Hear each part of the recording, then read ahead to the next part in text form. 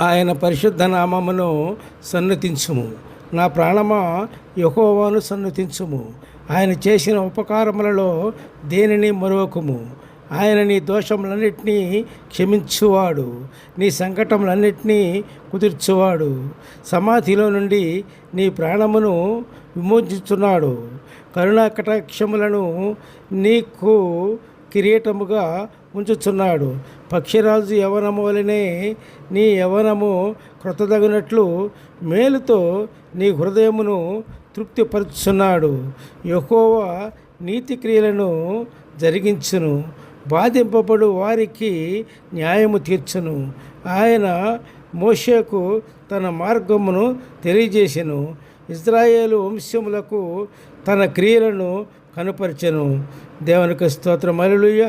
Praise the lord.